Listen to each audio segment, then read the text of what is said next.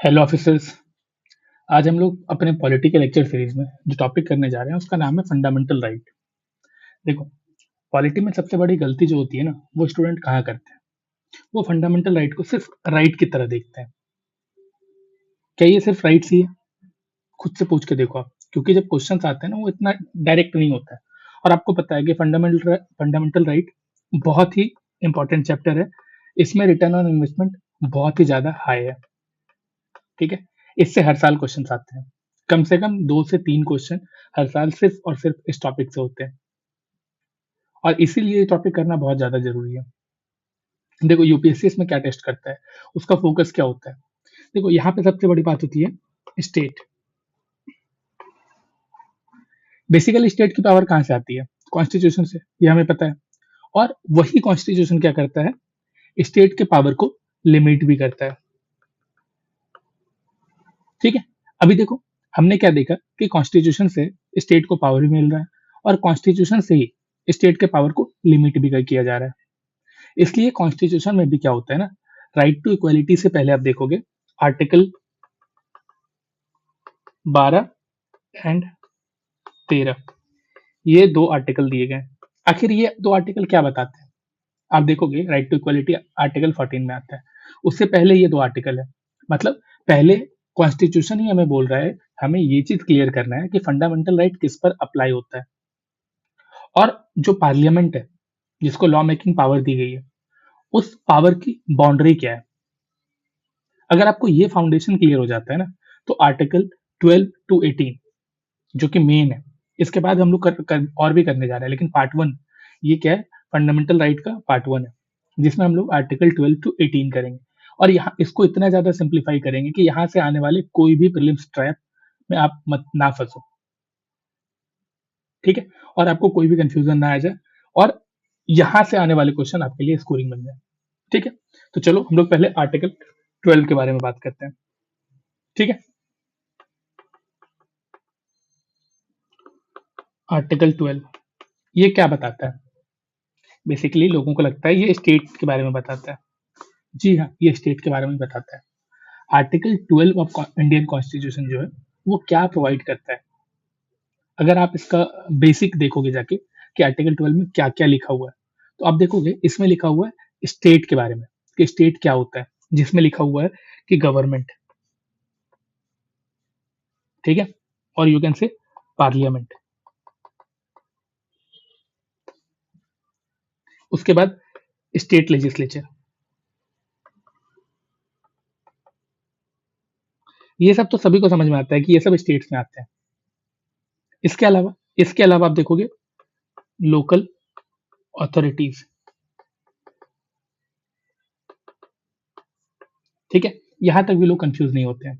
और ये सब कहा, with in the territory of India. ठीक है, एंड इसके बाद एक और टर्म दिया हुआ है, अदर अथॉरिटीज। आखिर यहाँ पे आके लोग कंफ्यूज होते हैं। ये जो अदर अथॉरिटीज है, ये क्या है? बेसिकली ये अदर अथॉरिटीज में बात कर रहा है under the control of government के बारे में। ठीक है, अब यहाँ एक चीज बहुत क्लियर करना है। देखो, आर्टिकल 12 का काम ये नहीं है कि फंडामेंटल राइट को रेस्ट्रिक्ट करे। आर्टिकल 12 का काम क्या है कि ये स्टेट को आइडेंटिफाई करता है। ठीक है, किसको आइडेंटिफाई करता है? स्टेट को। ताकि जब फंडामेंटल राइट की बात हो, तो पता हो कि किस अथॉरिटी के एक्शन को टेस्ट करना है। बेसिकली क्या है ना, आर्टिकल 12 एक डेफिनेशन आर्टिकल है। ये कोई लिमिटेशन आर्टिकल नहीं है जो कि लिमिट क्रिएट कर रहा है। ये लिमिट बता रहा है, और यहीं से गेम स्टार्ट होता है। यूपीएससी के क्वेश्चन में देखोगे, रेयरली पूछा जाता है कि आर्टिकल 12 में कौन स्टेट का, आपको 2-3 एग्जाम्पल दिया जाएगा, पूछेगा स्टेट किसको कंसिडर कर सकते हैं, किसको स्टेट मान सकते हैं, क्या कोई पर्टिकुलर बॉडी है। इस तरह के क्वेश्चन यहाँ पे पूछे जाते हैं। देखो, अब क्या है ना, कैंडिडेट क्या होता है, कैंडिडेट यहाँ पे फंसता है। यहाँ पे एग्जाम्पल, अभी देखो, एक एग्जाम्पल ना बहुत यूज किया जा रहा है पीवाईक्यू में, और ये एग्जाम्पल क्या है? बीसीसीआई। बीसीसीआई क्या है? हम लोग ये देखते हैं ना, क्रिकेट देखते हैं सब कुछ। बीसीसीआई क्या करता है? क्रिकेट को रेगुलेट कर रहा है। क्रिकेट क्या है?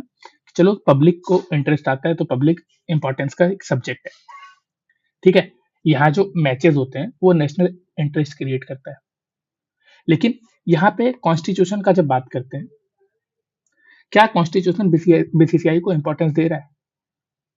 और आर्टिकल 12 से आने वाले क्वेश्चन यही सब चीज टेस्ट करता है। देखो सबसे पहले आपको क्या देखना है, कोई भी बॉडी के बारे में लिखा हो, ठीक है, किसी भी तरह के बॉडी के बारे में कोई भी एग्जांपल दिया हो, आपको क्या करना है, आपको इसे आर्टिकल 12 के फिल्टर में डालना है। और ये फिल्टर क्या बोलता है? ये फिल्टर बोलता है जिस भी स्टेट के बारे में पूछा जा रहा है, तो क्या वो जो बॉडी है, वो बॉडी किसी स्टैच्यूट से बनी है? पहले तो ये चेक करना है।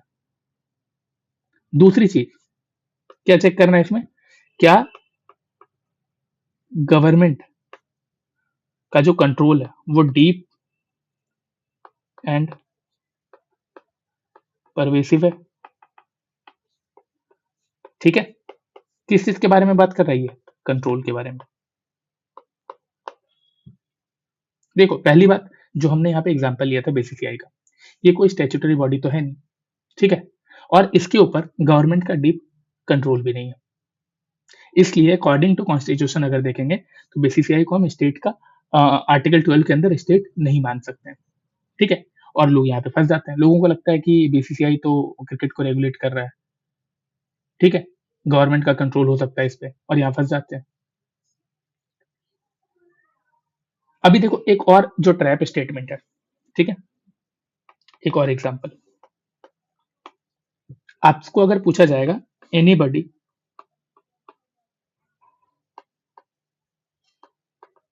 Performing public duty is state, ठीक है, ये स्टेटमेंट है।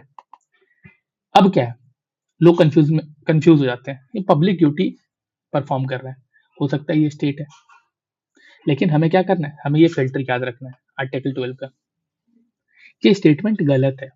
क्यों गलत है? हमने प्रीलिम्स के जो भी स्टेटमेंट है उन सबको, उन सारे स्टेटमेंट को इस फिल्टर में रख के देखना है। सिर्फ ऐसा नहीं देखना है कि पब्लिक ड्यूटी की बात कर रहा है तो मतलब वो स्टेट है।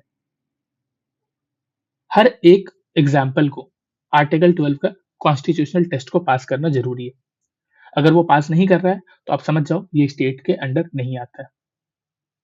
और यूपीएससी ने यहीं पे घुमा घुमा के कुछ भी पूछता रहता है, कोई भी एग्जाम्पल दे देता है, जिसमें से बीसीसीआई उसका फेवरेट एग्जाम्पल है, ठीक है। चलो एक तो ये था, आर्टिकल 12 बेसिकली ये बताता है कि किस अथॉरिटी को, किस बॉडी को हम स्टेट कंसिडर कर सकते हैं, ठीक है, बस इतना ही बताता है। अभी देखो इसके बाद क्या है, इसके बाद आता है आर्टिकल 13, ठीक है। आर्टिकल 13 क्या बात कर रहा है? आर्टिकल 13 बात कर रहा है लॉज के बारे में। लॉज इनकंसिस्टेंट विद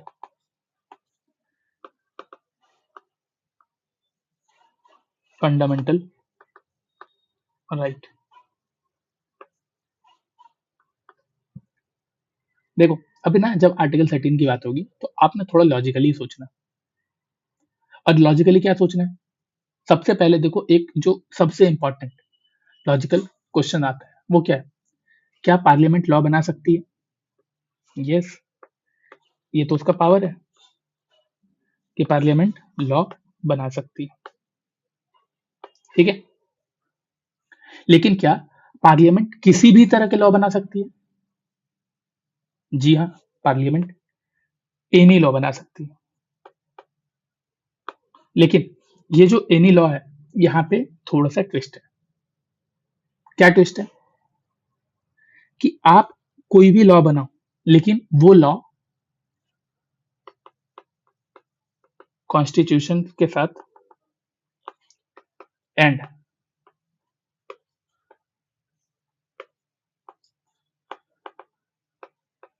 फंडामेंटल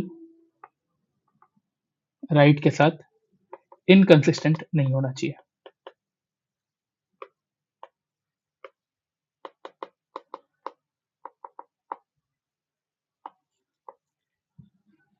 ठीक है, ये चीज आपको यहाँ पे ध्यान रखना है।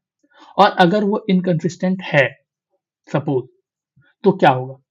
तो क्या वो लॉ वैलिड होगा, वॉइड होगा? यहाँ पे देखो ये जो वर्ड है ना, वैलिड, वॉइड, ये सबको ध्यान में रखना है। जब कोई भी लॉ जो पार्लियामेंट बना रहा है, अगर वो कॉन्स्टिट्यूशन एंड फंडामेंटल राइट के साथ इनकंसिस्टेंट होगा तो क्या होगा? ठीक है, तो यहाँ पे एक चीज क्लियर समझो, क्या होता है अगर वो इनकंसिस्टेंट है तो वो लॉ वॉइड होगा। वॉइड का मतलब रिपील, एग्जाम नहीं, यहाँ पे रिपील के बारे में बात नहीं हो रही। कॉन्स्टिट्यूशन क्या बोलता है? वॉइड होगा, ये नहीं बोलता कि रिपील होगा। तो अगर वॉइड होगा तो वॉइड का मतलब क्या है? देखो सबसे पहले कोई भी लॉ बनाई, अगर लॉ का कोई भी एक हिस्सा, देखो कोई भी लॉ बनता है, सपोज एक लॉ बना, इसमें क्या है, 5 पार्ट है।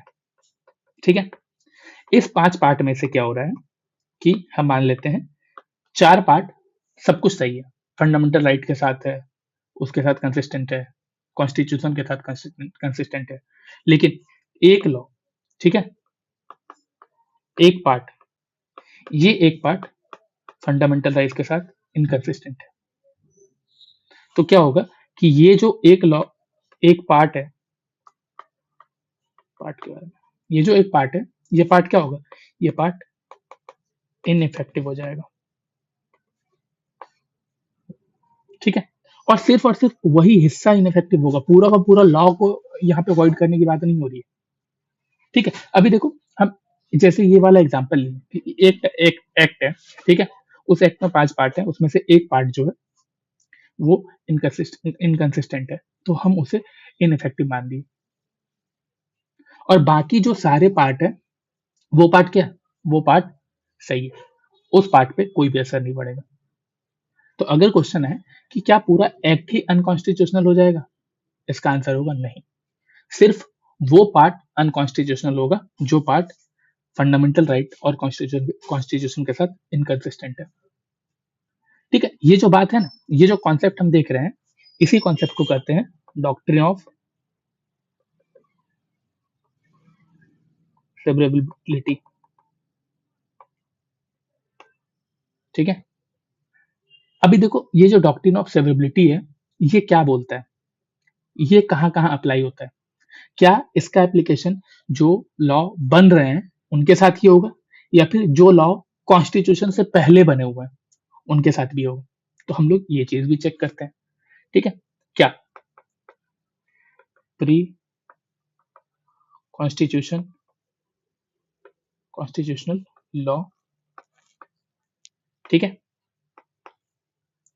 हमने ये तो देख लिया कि कॉन्स्टिट्यूशन के बाद जो भी लॉ बन रहे हैं उसमें तो इस तरह से अप्लाई हो रहा है डॉक्ट्रिन ऑफ सेवरेबिलिटी। ठीक है, लेकिन जो प्री कॉन्स्टिट्यूशनल लॉ उनका क्या होगा? देखो ये जो आर्टिकल 13 है ना, ये सिर्फ न्यू लॉज के लिए तो है नहीं, कॉन्स्टिट्यूशन खुद बोलता है कि all law in force before the commencement of the constitution.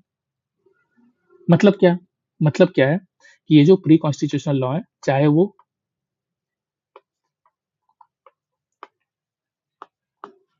Pre British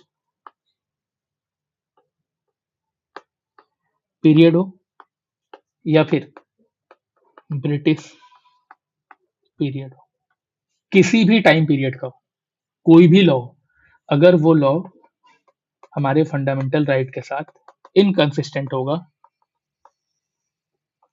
तो उसे challenge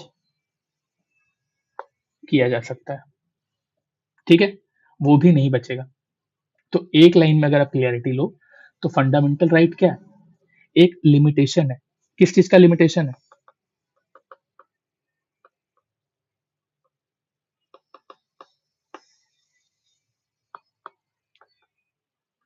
limitation on legislative power. किसके लेजिस्लेटिव पावर पे? पार्लियामेंट या फिर स्टेट लेजिस्लेचर। बेसिकली हम बात कर रहे हैं स्टेट की। ठीक है, तो इस एक लाइन से क्या हो रहा है, आर्टिकल 13 के जितने भी पीवाईक्यू आए आप उन सबको सॉल्व करने का कोशिश करना। तो आप यहाँ पे जो भी सीखे हो बस उसके बेसिस पे ट्राई करना, देखना वो इजीली सॉल्व होगा विदाउट एनी कंफ्यूजन। ठीक है, तो ये तो था हमारा आर्टिकल 12 और आर्टिकल 13। ठीक है, जिसमें हम लोगों ने देखा स्टेट, और स्टेट अगर कोई लॉ बनाता है और वो इनकंसिस्टेंट होता है फंडामेंटल राइट के साथ, तो क्या चीजें होगी। देखो यहाँ क्या है, ये जो लेजिस्लेटिव पावर है ना उसके ऊपर एक लिमिटेशन लगा रहा है, वो लेजिस्लेटिव पावर को डिनाइल नहीं कर रहा है। अगर वो डिनाई करता तो फिर पूरा का पूरा पावर ही खत्म हो जाता। ये लेजिस्लेटिव पावर को कुछ नहीं कर रहा है, बस उस पर एक लिमिटेशन लगा रहा है कि आप लॉज बनाओ, जितने लॉ बनाने आप बनाओ, कोई दिक्कत नहीं है, बट लॉ फंडामेंटल राइट के साथ इनकंसिस्टेंट नहीं होना चाहिए। बस इस चीज का आपको ध्यान रखना। ठीक है, चलो इसके बाद आता है आर्टिकल 14, और यहां से स्टार्ट हो जाता है क्या, यहां से स्टार्ट हो जाता है राइट टू इक्वलिटी। हम यहाँ पे राइट टू इक्वलिटी के बारे में बात करने लगते हैं। ठीक है, अब ये ना बहुत इंपॉर्टेंट है। अभी हम राइट टू इक्वलिटी का कोर आइडिया समझते हैं। ठीक है, देखो आर्टिकल 14 से लेके आर्टिकल 18 ये पूरे आते हैं राइट टू इक्वलिटी के अंदर। ठीक है, तो चलो हम लोग राइट टू इक्वलिटी के बारे में थोड़ा समझते हैं डिटेल में, थोड़ा सिंप्लीफाई करते हैं। सबसे पहले ना अपने दिमाग का एक मिथ है उसको तोड़ो, कि राइट टू इक्वलिटी का मतलब ये नहीं होता कि सबको सेम ट्रीट किया जाए, सबको समान अधिकार मिले, सबको सब कुछ सेम हो। सिर्फ इतना ही मीनिंग नहीं होता है, क्यों, ये ना नैरो अप्रोच है राइट टू इक्वलिटी को देखने का। कॉन्स्टिट्यूशन भी इक्वलिटी को देख रहा है। कैसे देख रहा है, इसका अलग अलग एंगल है। एक एंगल है फेयरनेस, एक एंगल है नॉन आर्बिट्रेरीनेस।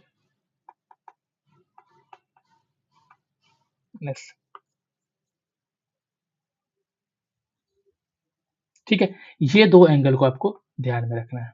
क्या क्या, फेयरनेस और नॉन आर्बिट्रेरीनेस। अभी देखो इस एंगल से क्या होगा ना, कि हम यूपीएससी के लिए पढ़ रहे हैं बेसिकली, तो हम इन दोनों एंगल को ध्यान में रखेंगे, और यहां से आने वाले जो भी चीजें होंगी, जो भी क्वेश्चन होगा, आप बहुत आराम से सॉल्व करोगे। कैसे, देखो राइट टू इक्वलिटी जो है आर्टिकल 14 बेसिकली, अभी हम इसको हटाते हैं।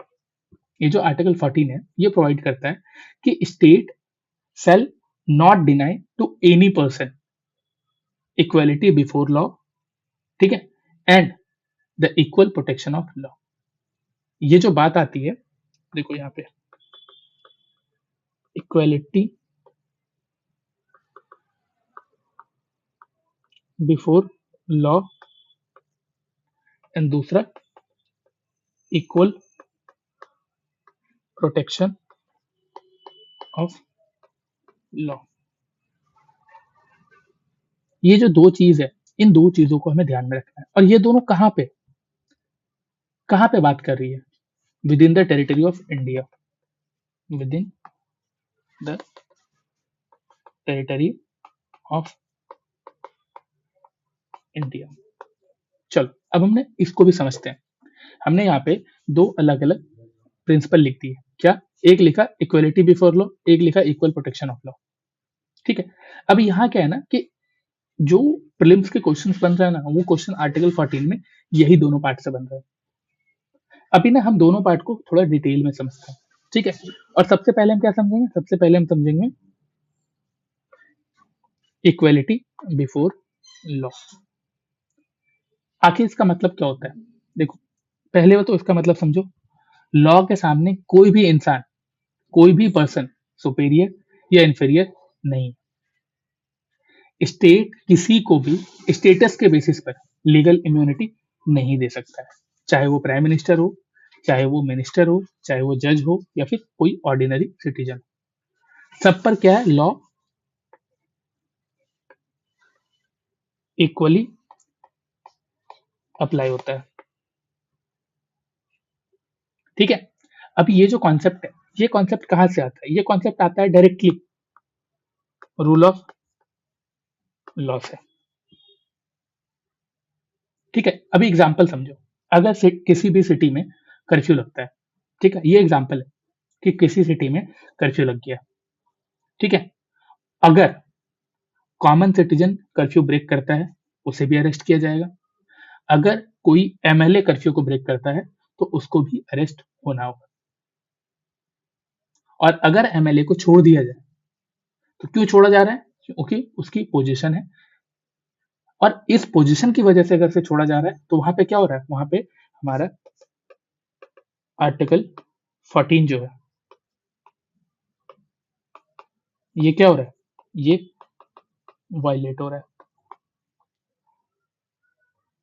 ठीक है, तो इसीलिए आपको क्या है, यहाँ पे बहुत अच्छे से क्लियर होना है कि इक्वलिटी बिफोर लॉ का मतलब ये नहीं होता है कि हर सिचुएशन में ट्रीटमेंट सेम ही होगा।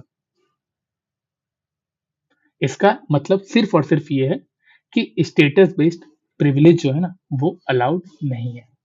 कहाँ पे? इक्वलिटी बिफोर लॉ में। ठीक है, अभी देखो फिर आता है एक और चीज, वो क्या होता है? Equal protection of law. ये क्या बताता है? ये बेसिकली बात करता है रियल इक्वलिटी की। ठीक है, ये कहीं कहीं ना कहीं पे अगर आप देखोगे, तो क्या है कि एक पॉजिटिव कॉन्सेप्ट है। अभी देखो इसका मतलब भी समझते हैं कि आखिर इक्वल प्रोटेक्शन ऑफ लॉ का मतलब क्या है। देखो, जितने भी इंसान हैं इस कंट्री में, सब अलग अलग हैं, सब एक दूसरे का इक्वल नहीं है। सपोज कोई रिच इंसान है और कोई पुअर है, इन दोनों के लिए सिचुएशन अलग अलग होगी। ठीक है, हर तरह से इनके लिए टाइम जरूरी है, इनके लिए मनी जरूरी है। ठीक है, हम टाइम और मनी के कॉन्सेप्ट को देख रहे हैं। अगर तो देख रहे हो, दोनों हर एक सिचुएशन में अलग अलग है। हर लोग सेम सिचुएशन में नहीं होता है। इसलिए लॉ जो भी है ना, लॉ का एप्लीकेशन भी जो है, वो भी क्या होना चाहिए? रीजनेबल एप्लीकेशन होना चाहिए।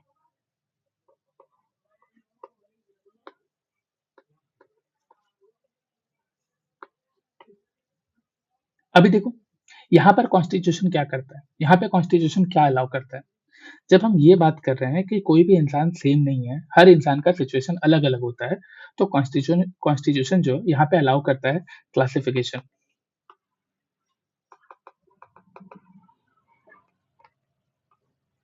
ठीक है, अब ये जो क्लासिफिकेशन अलाउ करता है, इसका कंडीशन क्या है? ये जो क्लासिफिकेशन है, बस ये क्लासिफिकेशन क्या है? आर्बिट्रेरी नहीं होना चाहिए।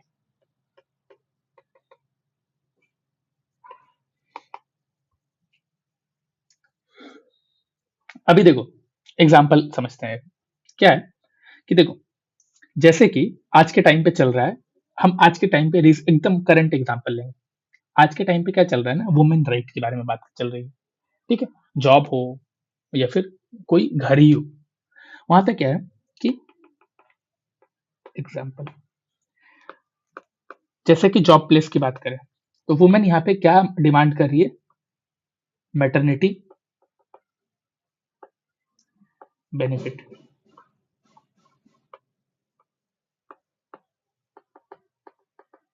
ये यहाँ पे मैटरनिटी बेनिफिट डिमांड कर रही है। ठीक है, अभी देखो, ये जो मैटरनिटी बेनिफिट है, ये वुमेन डिमांड कर रही है। क्यों डिमांड कर रही है? क्योंकि जो जब वो माँ बनने वाली होती है, ठीक है, जब वो प्रेग्नेंट होती है, तो ये जो 9 मंथ होते हैं ना, ये बहुत क्रिटिकल होते हैं। इस टाइम पे हो सकता है कि वो अपने काम के साथ जस्टिस ना कर सके, और साथ ही साथ अगर वो प्रेग्नेंट भी है, तो वो शायद काम अच्छे से नहीं कर पा रही, बहुत प्रॉब्लम्स होती है। तो इसीलिए वो लोग क्या है, मैटरनिटी बेनिफिट का डिमांड कर रहे हैं। ठीक है, और एक एग्जाम्पल लो, एक एग्जाम्पल लेते हैं हम लोग SC एंड ST का। हम देखते हैं कि हमारी जो सोसाइटी है, उस सोसाइटी में क्या होता है, हिस्टोरिकल टाइम से, बहुत पहले के टाइम से इन लोगों के साथ दिक्कतें होती आ रही है। इन लोगों का एक्सप्लॉयटेशन होता आ रहा है। इन लोगों को बहुत सारे सोशल लेवल्स का सामना करना पड़ा है, जिसके कारण क्या है, ये लोग सोसाइटी में बहुत नीचे जा चुके हैं, फाइनेंशियली भी और सोशली भी। तो इसीलिए क्या है, इन लोगों के पास अपॉर्चुनिटी की कमी होती है और इसी चीज के लिए रिजर्वेशन की बात की जाती है। ठीक है, कि उनको भी अपॉर्चुनिटी मिले और वो भी सोसाइटी में आगे बढ़ सके। ठीक है, एक तो ये। इसके अलावा हम बात करते हैं चिल्ड्रन की। ठीक है, आप देखोगे कहीं भी जाओ, चिल्ड्रन के लिए एक स्पेशल प्रोटेक्शन की बात होती है। जैसे कि आप क्राइम में ही चले जाओ, कोई इंसान जो कि 18 साल से नीचे का है, अगर वो क्राइम करता है, उसे जुवेनाइल में भेजा जाता है। जो 18 साल के ऊपर का है, उसे नॉर्मल क्रिमिनल की तरह ट्रीट किया जाता है। जो 18 साल से नीचे का होता है, उसे जुवेनाइल में भेजा जाता है, उसके सुधार के लिए काम होती है, उसको इक्वल स्पेशल प्रोटेक्शन दी जाती है। तो ये जो चीजें की जा रही है, ठीक है, क्या ये चीजें इक्वलिटी को वायलेट कर रहा है? यहाँ पे इक्वलिटी वायलेशन हो रहा है? इस चीज के बारे में आप सोचो। ठीक है, तो आपको पता चलेगा कि यहाँ पे इक्वलिटी का वायलेशन नहीं हो रहा है। क्यों? क्योंकि बेसिकली अनइक्वल सिचुएशंस में अनइक्वल ट्रीटमेंट देना बेसिकली कोई गलत बात नहीं है। ठीक है, अभी यहाँ पे सोचो, बात हो रही है मैटरनिटी बेनिफिट की। अगर यहाँ पे जो मैन है वो भी बोलने लगे कि हमें भी इस तरह का कोई बेनिफिट दो, ठीक है, तो फिर क्वेश्चन मार्क लग जाता है। हालांकि आज के टाइम पे बहुत सारी कंट्रीज में पेरेंटल केयर के लिए पिता को भी बेनिफिट की बात हो रही है, बहुत सारी कंट्री में दिया भी जा रहा है। ठीक है, लेकिन अगर यहाँ पे अभी ये बात किया जाने लगे, जब मैटरनिटी बेनिफिट ही बहुत मुश्किल से मिल रहा है लोगों को, तो दिक्कतें तो आएगी, सिचुएशन अलग होंगे। और इसी कारण से क्या होता है, अनइक्वल सिचुएशन में अनइक्वल ट्रीटमेंट देना एक रियल इक्वलिटी की बात है। ठीक है, अगर आप ये समझ गए हो, तो क्या होता है ना कि यहाँ पे देखोगे इस चीज के ऊपर बहुत सारे क्वेश्चन आ चुके हैं पहले भी। ठीक है, जैसे कि एक स्टेटमेंट है, ये स्टेटमेंट क्या बोलता है, article 14 guarantees identical treatment in all class. ठीक है, क्या बात कर रहा है, article 14 guarantee identical treatment in all class. तो आपको क्या लगता है ये स्टेटमेंट सही है या गलत है? आप अगर पढ़ोगे, आप समझ थोड़ा सा दिमाग लगाओगे, तो आपको पता चलेगा ये गलत स्टेटमेंट है। क्यों? अभी देखो, इसको हम सही तरीके से सोचते हैं, तो इक्वालिटी का मतलब ये तो नहीं है कि सभी के साथ सेम बिहेव किया जाए। आर्टिकल 14 यहाँ पे आर्बिट्रेरियस को भी तो प्रोहिबिट कर रहा है। क्लासिफिकेशन भी जो की जा रही है, ये क्लासिफिकेशन भी किस बेसिस पे की जा रही है, जो कि आर्बिट्रेरी ना हो। ठीक है, तो ये चीज है आर्टिकल 14 का। हम यहाँ पे दो प्रिंसिपल को देख रहे हैं। क्या? एक प्रिंसिपल बात करता है कि हर एक के साथ सेम ट्रीटमेंट की जाएगी। ठीक है, और एक और प्रिंसिपल है इसमें जो बात कर रहा है कि हम क्या करेंगे, हम यहाँ पे रीजनेबल एप्लीकेशन के थ्रू क्लासिफिकेशन कर सकते हैं, लेकिन ये क्लासिफिकेशन क्या, आर्बिट्ररी नहीं होना चाहिए, जिसमें हम लोग वुमेन के बारे में बात करते हैं, SC ST के बारे में बात करते हैं, चिल्ड्रन के बारे में बात करते हैं। ठीक है, तो ये है आर्टिकल 14, जहां पे ये दोनों प्रिंसिपल को फॉलो किया जा रहा है। ठीक है, इसीलिए देखो आज के टाइम पे रिजर्वेशन का कॉन्सेप्ट है, अभी हम लोग ये भी पढ़ने वाले हैं। ठीक है, अब फिर आती है बात आर्टिकल 15 की।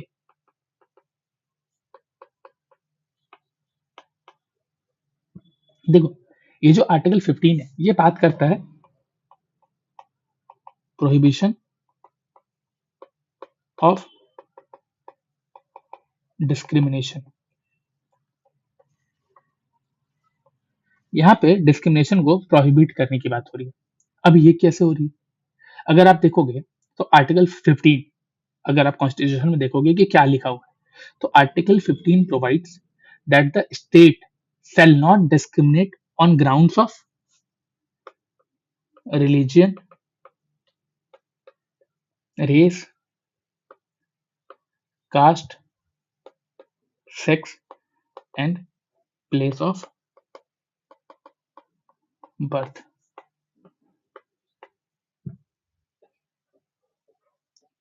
अभी ये जो बात की गई है, इन सारे ग्राउंड्स पे डिस्क्रिमिनेशन नहीं हो सकता है, इन सारे ग्राउंड्स पे डिस्क्रिमिनेशन को प्रोहिबिट कर रहा है। और यहाँ पे ना आपको एक चीज ध्यान रखना है, ओनली की बात हो रही है, only on the grounds of religion, race, caste, sex and place of birth. इसके अलावा चीजों पे कर सकता है, कर सकता है।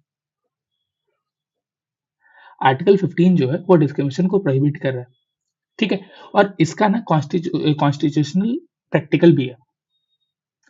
क्यों?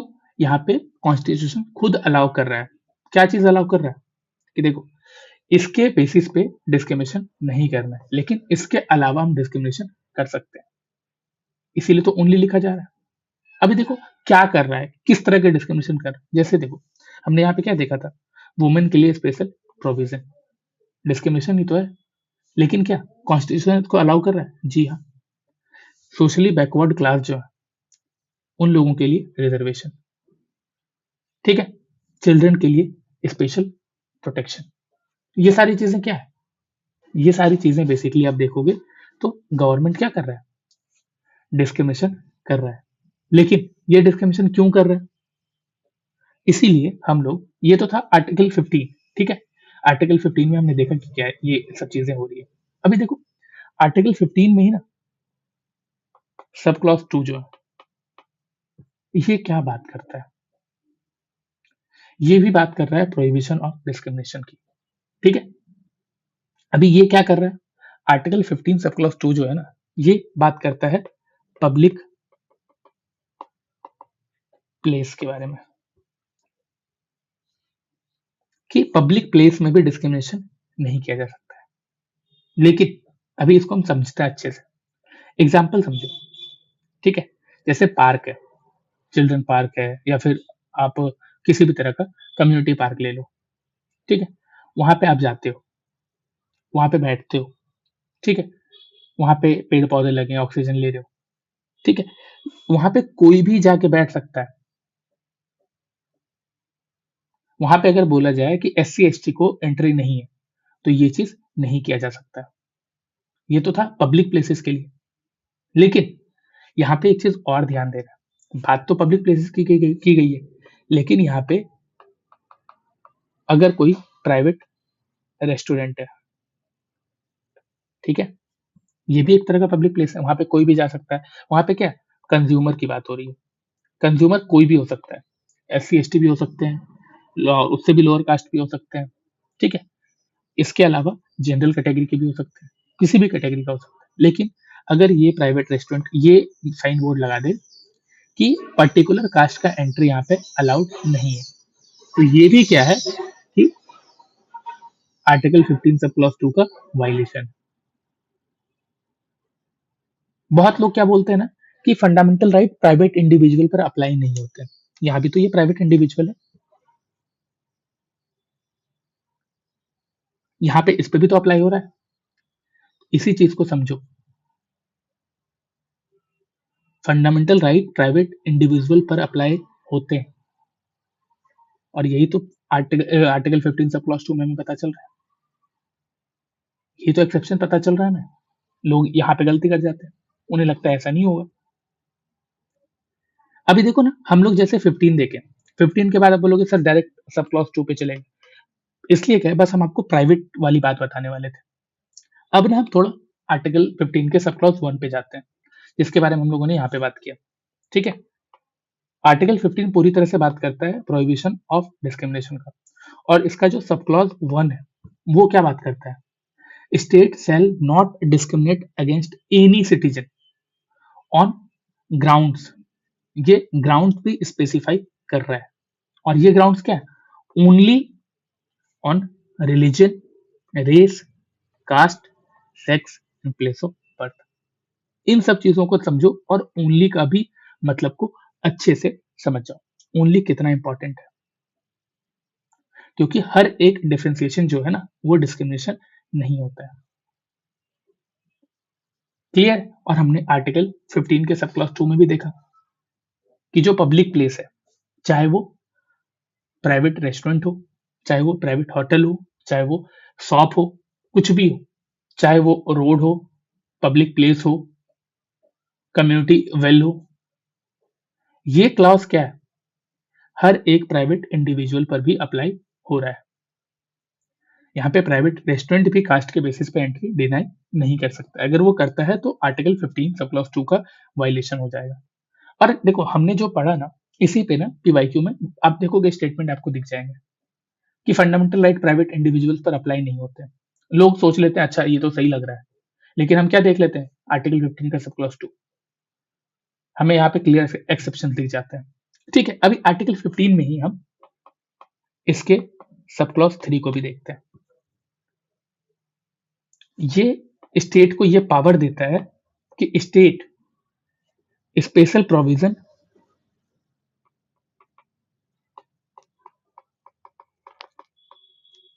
दे सकता है।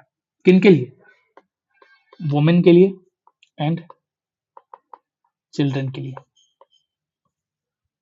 और ये जो स्पेशल प्रोविजन है, ये है बेसिकली प्रोटेक्टिव डिस्क्रिमिनेशन का एग्जांपल।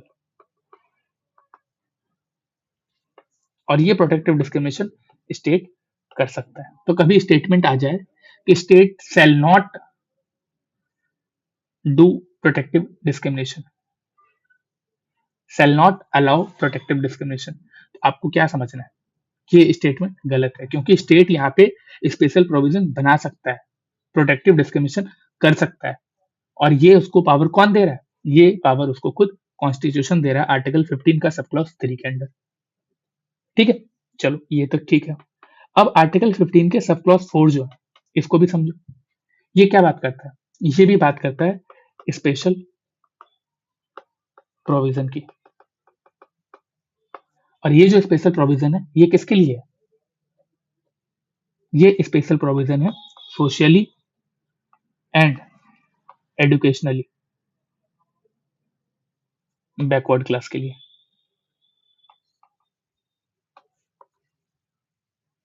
कौन कौन, जैसे कि SC and ST, scheduled caste and scheduled tribe. और एजुकेशन में देखते हो ना कि कॉलेज में एंट्री मिल रही है, वहां पे सीट्स में रिजर्वेशन है, ये सारी चीजें यहीं से तो आ रही है। एजुकेशन में जो रिजर्वेशन है उसका बेस तो आर्टिकल 15 का सब क्लास 4 ही तो है। ठीक, ठीक है सर। अब आर्टिकल 15 का सब क्लॉज 5 के बारे में भी देखते हैं। ये क्या बात करता है, ये बात करता है सेम स्पेशल प्रोविजन के बारे में। ये रिजर्वेशन के बारे में बात करता है, कहाँ पे, reservation in educational institution.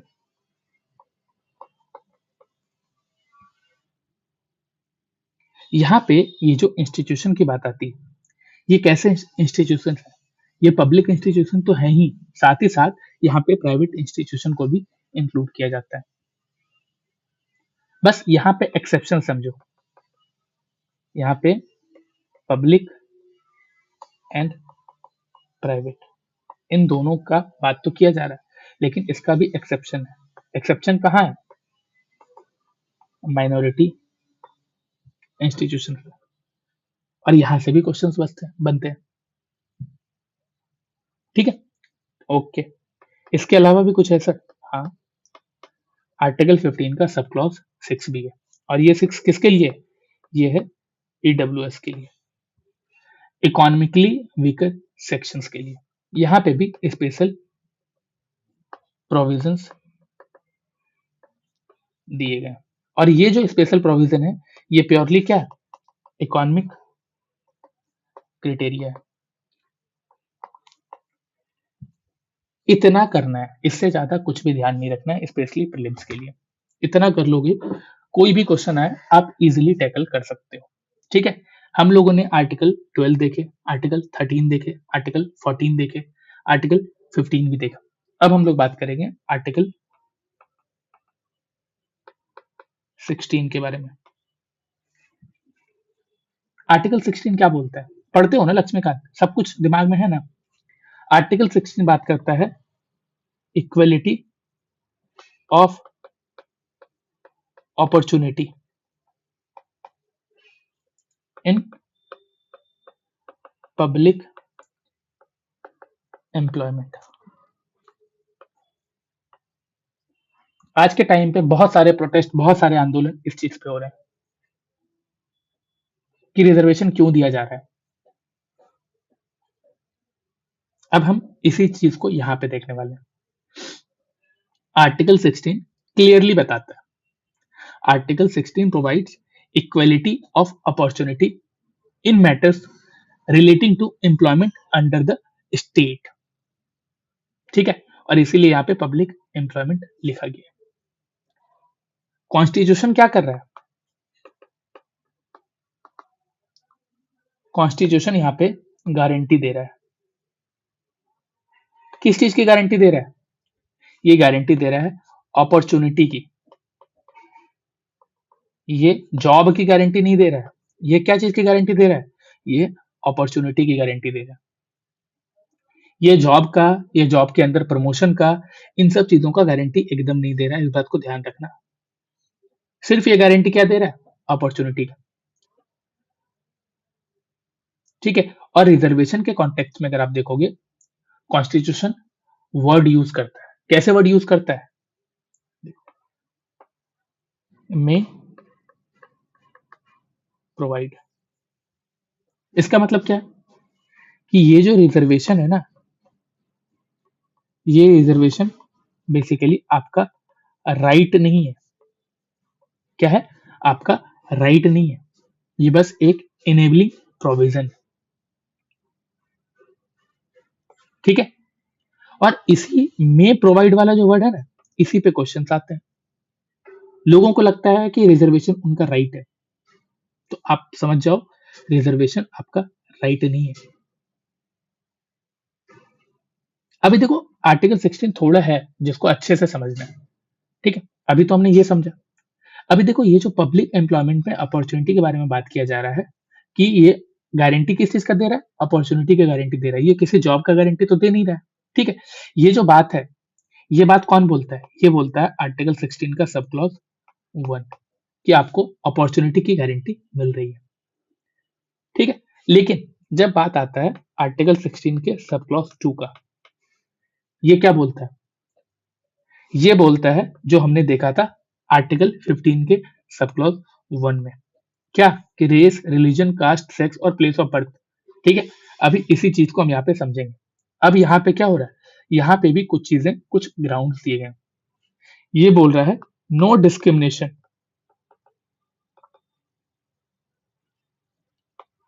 On grounds of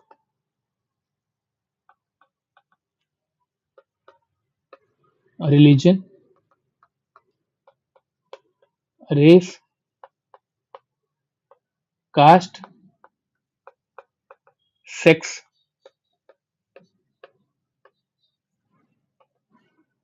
descent,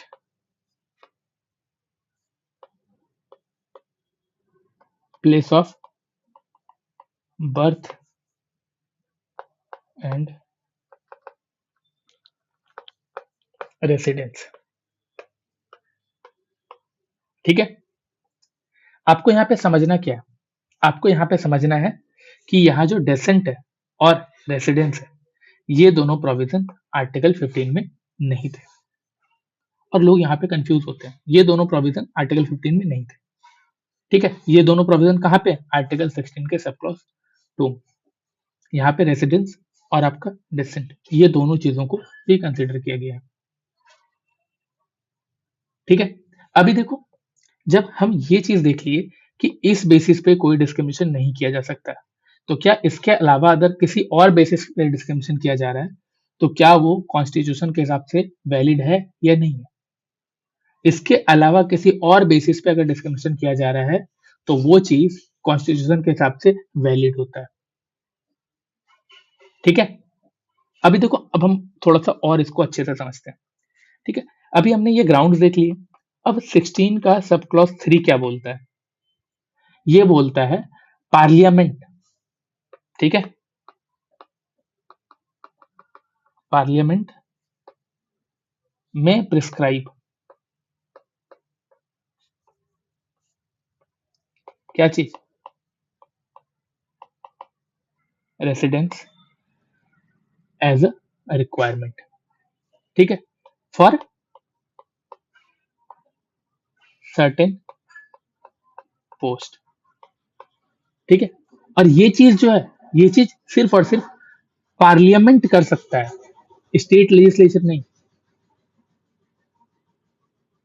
और ये भी जो किया जा रहा है, ठीक है, यहाँ पे रेसिडेंट्स को भी अगर एक कॉन्सेप्ट समझ के माना जा रहा है, ठीक है, एक कंडीशन की तरह देखा जा रहा है, तो इसमें भी क्या है ना कि ये चीज क्यों हो रहा है, ये चीज हो रहा है आर्टिकल 16 के सब क्लॉज 4 में, समझते हैं क्या ये हो रहा है। रिजर्वेशन किसके लिए? For backward class.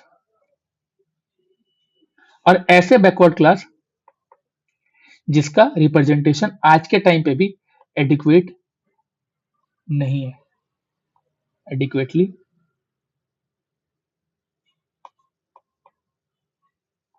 रिप्रेजेंटेड।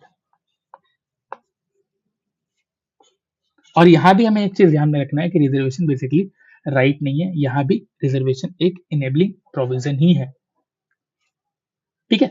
और इसी में देखोगे ना कि जब 4A के बात बात होती है, तो इसी में 16 का, सॉरी 4 के बारे में बात हो रही है, 16 का 4A सब क्लॉज में क्या दिखाता है, यहीं पे बात करता है रिजर्वेशन इन प्रमोशन, किसके लिए? SC एंड ST के लिए। SC ST के लिए भी प्रमोशन के बारे में बात की गई है, रिजर्वेशन इन प्रमोशन, ठीक है। ये किस में बात किया गया? आर्टिकल 16 का सब क्लॉज ए में। क्यों किया जा रहा है ऐसा? क्योंकि अभी भी उनका जो रिप्रेजेंटेशन है अपर पोस्ट में, वहां पे ये बहुत ज्यादा कम है,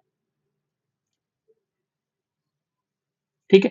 अभी देखो, ये तो था 16 का 4A, अभी क्या है ना 16 में ही 4B जो है, ये क्या बात करता है? ये बात करता है कैरी फॉरवर्ड करने की, carry forward of backlog vacancies. और ये जो आप देखते हो ना कि 50% रूल वाला जो बात है, ये यहीं से आता है।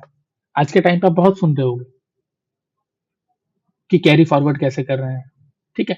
तो ये 50% रूल यही आर्टिकल 16 के 14B सब क्लॉज से आ रहा है, ठीक है। और इसी के बाद क्या है, आर्टिकल 16 में सब क्लॉज 5B है। ये क्या बात करता है? देखो, बहुत सारे जो हमारी कंट्री में रिलीजियस इंस्टीट्यूशंस होते हैं,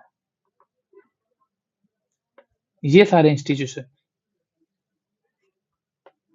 प्रीफर कर सकते हैं क्या चीज को?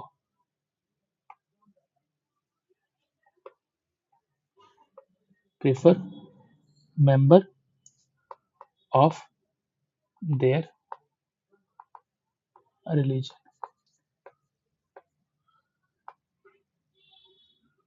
और ये जो रिलीजन को यहाँ पे बात किया जा रहा है, किस लिए बात किया जा रहा है? ये रिलीजियस पोस्ट के लिए बात किया जा रहा है। अब ये रिलीजियस इंस्टीट्यूशंस क्या है? देखो, हमारी कंट्री में बहुत सारे रिलीजियस इंस्टीट्यूशंस हैं। जैसे एग्जांपल में ले लो कि वैष्णो देवी ट्रस्ट है, ठीक है। अब उस वैष्णो देवी ट्रस्ट में, वो तो रिलीजियस इंस्टीट्यूशन है, वहां पे अगर वैकेंसी आती है तो वो सिर्फ और सिर्फ अपने रिलीजन के कैंडिडेट्स को प्रीफर कर सकती है। क्यों कर सकती है? क्योंकि वो रिलीजियस इंस्टीट्यूशन का रिलीजियस पोस्ट है। और ये चीज हमें कहाँ से पता चलता है? ये हमें पता चलता है आर्टिकल 16 के सब क्लॉज 5 से। आप देख रहे हो कि आर्टिकल 16 जो था वो किसके बारे में बात करता है? आर्टिकल 16 बात करता है एम्प्लॉयमेंट के बारे में, ठीक है। और ये कैसे एम्प्लॉयमेंट? पब्लिक एम्प्लॉयमेंट के बारे में। और पब्लिक एम्प्लॉयमेंट में इक्वालिटी ऑफ अपॉर्चुनिटी के बारे में, ठीक है। और उसी में हमने सब क्लॉज 1 देखा, सब क्लॉज 2 देखा। सब क्लॉज 1 में क्या देखा? Equality of opportunity in public employment. और ये जो अपॉर्चुनिटी है, ये अपॉर्चुनिटी एक बेसिकली क्या है कि एक गारंटी है अपॉर्चुनिटी की, मतलब आपको मौका मिलेगा। आपको कंफर्म जॉब मिलेगा कि नहीं मिलेगा, इसकी गारंटी नहीं देता है। ठीक है, फिर बात आती है 16 के सब क्लॉज 2 की, जहां पे डिस्क्रिमिनेशन जो है उसका ग्राउंड्स बताया गया है कि इन बेसिस पे डिस्क्रिमिनेशन नहीं हो सकता है। ठीक है, यहाँ पे इतने सारे बेसिस दिए गए थे और हमने देखा कि यहाँ पे रेसिडेंस और डेसेंट इन दोनों को भी एक ग्राउंड्स माना गया। और 16 के 3 में क्या किया गया है कि ये भी बताया गया कि यहाँ पे रेसिडेंस को अगर ऐड किया गया तो पार्लियामेंट यहाँ पे क्या कर रहा है कि पार्लियामेंट में prescribe residence as a ground for certain post. ठीक है, और फिर हम देखते हैं कि जब बात होती है कि इस तरह के 16 में 1 2 3 देखा, और फिर 4 में क्या होता है, 4 में रिजर्वेशन के बारे में बात होती है। कहां पे? एम्प्लॉयमेंट पे। और किसके लिए? बैकवर्ड क्लास के लिए। और क्यों? क्योंकि उनका रिप्रेजेंटेशन अभी भी एडिक्वेट नहीं है, इसलिए उनको आगे बढ़ाने के लिए। और जब ये बात हो जाती है ना, तो फिर 16 का 4A भी आता है जिसमें SC ST को भी इंक्लूड किया जाता है, और यहाँ पे इनको इंक्लूड किया गया। साथ ही साथ इनका जो इंक्लूजन है ये प्रमोशन में भी है। ठीक है, सिर्फ जॉब देने में नहीं, जॉब के अंदर प्रमोशन में भी। तो क्या प्रमोशन हर एक कास्ट के को रिजर्वेशन मिलता है प्रमोशन में? तो यहाँ पे ये भी आपको समझ आना चाहिए, ऐसा नहीं है। SC ST के लिए ये प्रोविजन है। फिर आता है 4B। 4B में क्या होता है? यहाँ पे बात की जाती है कैरी फॉरवर्ड करने की। ठीक है, तो ये था हमारा आर्टिकल 16। अब फिर आते हैं हम लोग आर्टिकल 17 में। देखो, अब जो आर्टिकल 17 है ये क्या बात करता है? ये बहुत ही इंपॉर्टेंट आर्टिकल है। क्यों इंपॉर्टेंट आर्टिकल है? क्योंकि देखो, ये आर्टिकल हमारे सबसे बड़े सोशल एविल के बारे में बात करता है। किसके बारे में? एबॉलिशन ऑफ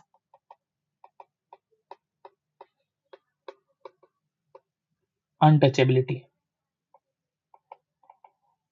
हमारी कंट्री में छुआछूत की एक बहुत बड़ी प्रॉब्लम थी। ठीक है, तो आर्टिकल 17 क्यों आता है? आर्टिकल 17 इसलिए आता है क्योंकि ये अनटचेबिलिटी की जो प्रॉब्लम है, ये जो सोशल एविल है, इसको खत्म करना है। और इसको खत्म करने की बात सिर्फ नहीं हो रही है कि इसका सिर्फ एबॉलिशन किया जा रहा है, इसका प्रैक्टिस इन एनी फॉर्म ये बैन है। यहाँ पे कोई एक्सेप्शन नहीं है, यहाँ पे कोई रीजनेबल रेस्ट्रिक्शन नहीं है। ये एक लौता ऐसा आर्टिकल है फंडामेंटल राइट का जो कि एब्सोल्यूट है। होता था ना कि कभी कभी कि मंदिर में एंट्री किसी कास्ट का बंद होता था, और आज के टाइम पे अगर भी ऐसा होता है तो क्या ये क्लियर कट आर्टिकल 17 का वायलेशन है और वो फिर कोर्ट जा सकता है। ठीक है, अभी देखो, आर्टिकल 17 क्या गया कि हमारी कंट्री में एक जो बहुत ही बड़ा सोशल लेवल था उसको खत्म कर देता है। ठीक है, अभी उसके बाद एक और आर्टिकल है, आर्टिकल 18। ठीक है, आर्टिकल 18 क्या बात करता है? आर्टिकल 18 यहाँ पे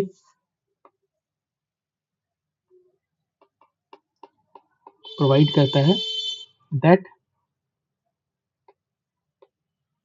no title other than military और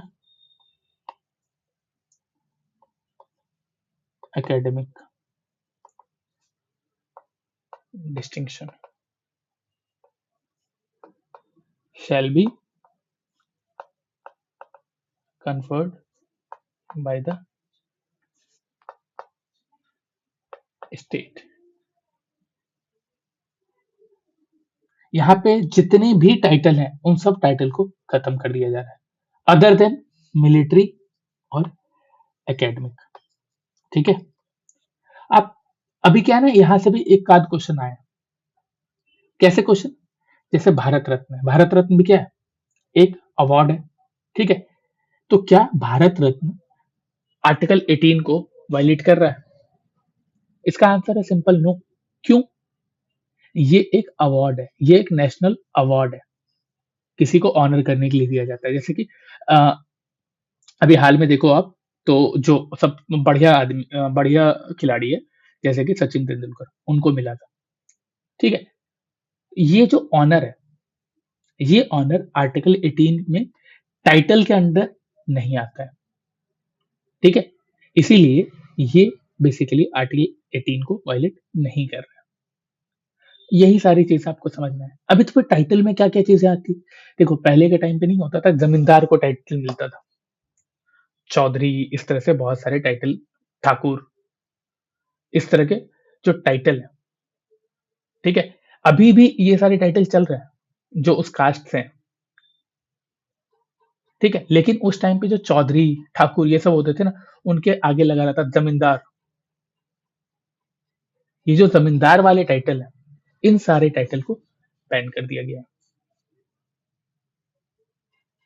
कोई अपने आगे लगा लेता था राजाधिराज, इस तरह के टाइटल को बंद कर दिया गया है। इस तरह के टाइटल को बैन कर दिया गया है, ठीक है? तो भारत रत्न क्या है? एक नेशनल अवार्ड है, ये एक ऑनर है, कोई टाइटल नहीं है, इसलिए इस टाइटल को बैन नहीं किया गया। अभी देखो बहुत सारे, जैसे यहाँ पे एक्सेप्शंस हैं, मिलिट्री और एकेडमिक डिस्टिंक्शन।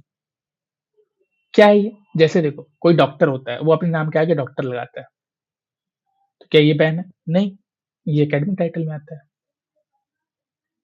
अभी कोई मेजर है, कोई कैप्टन है, जो मिलिट्री में हम लोग देखते हैं, कोई मेजर जनरल है, ये सारे टाइटल वो लगा सकता है। क्यों? क्योंकि ये भी एक्सेप्शन है। तो आर्टिकल 12 से 18 तक हमने यहाँ पे क्या देखा? हमने यहाँ पे कॉन्स्टिट्यूशन के हिसाब से कॉन्स्टिट्यूशन के टेक्स्ट को समझते हुए देखा कि ये सारे आर्टिकल क्या बता रहे हैं, हमारे फंडामेंटल राइट को किस तरह से एक्सप्लेन कर रहे हैं। हम उसके लॉजिकल एक्सप्लेनेशन को समझने की कोशिश कर रहे थे। साथ ही साथ यहाँ पे किस तरह के पीवाईक्यूज आए हैं, हम उस तरह के पीवाईक्यूज को भी उस टेस्ट में रख के देख रहे थे, ठीक है? तो आपको ये जो फंडामेंटल राइट है 12 टू 18, अभी आज के लिए हम लोग इतना ही करने वाले हैं। इसके बाद दूसरे पार्ट में आएगा, जिसमें हम लोग इसके बाद के सारे आर्टिकल को कवर करेंगे, ठीक है?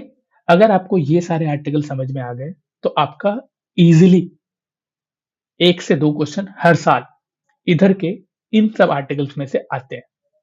ये सारे क्वेश्चंस आपके लिए एकदम लो हैंगिंग फ्रूट बन जाएँगे, जिसको आप इजीली ग्रैब कर सकते हो, जिससे कि आपका कॉन्फिडेंस भी बूस्ट हो जाएगा, ठीक है?